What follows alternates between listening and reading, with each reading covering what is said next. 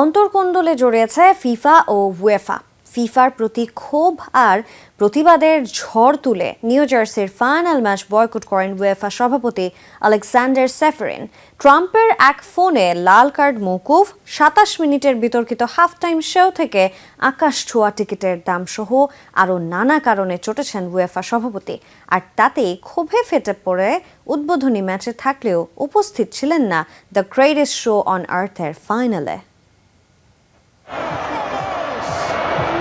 সদ্য শেষ হওয়া বিশ্বকাপে মাঠ ও মাঠের বাইরের খেলা চলেছে সমান তালে, যার রেশ পড়েছে বিশ্বকাপ ফাইনালেও।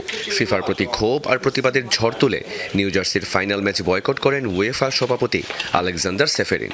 দ্য টাইমস ও বিবিসি স্পোর্টসের রিপোর্ট অনুযায়ী টুর্নামেন্টের উদ্বোধনী ম্যাচে উপস্থিত থাকলেও ফাইনালে উপস্থিত ছিলেন না এই স্লোভেনীয় প্রশাসক। কিন্তু কেন এই বয়কট? নেপথ্যে মার্কিন প্রেসিডেন্ট ডোনাল্ড ট্রাম্পের এক পাওয়ার প্লে। লাল কার্ড পেয়েও ছাড় পেয়ে গেছেন মার্কিন স্ট্রাইকার ফোলারিন বালোগান, সেটাও নাকি ট্রাম্পের এক ফোনে। ক্ষোভে ফাটছে উয়েফা। এই ঘটনাকে আখ্যা দিয়েছেন নজিরবিহীন, অযৌক্তিক আর ফুটবল সততার পরিপন্থী হিসেবে।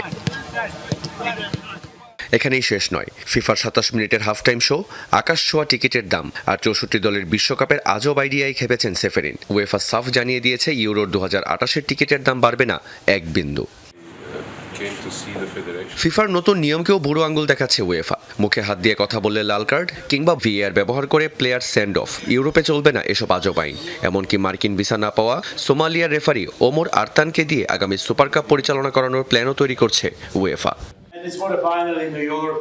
ট্রাম্পের হস্তক্ষেপ, ইনফান্তিনোর একঘেয়েমি আর সেফেরিনের হুঙ্কার। মাঠের ফুটবলের চেয়ে এখন বাইরের রাজনীতিতেই কাঁপছে ফুটবল বিশ্ব। ফিফা আর উয়েফার এই পাওয়ার প্লেতে শেষ পর্যন্ত না ফুটবলটাই শেষ হয়ে যায়। রিয়ান রাফতি, যমুনা স্পোর্টস।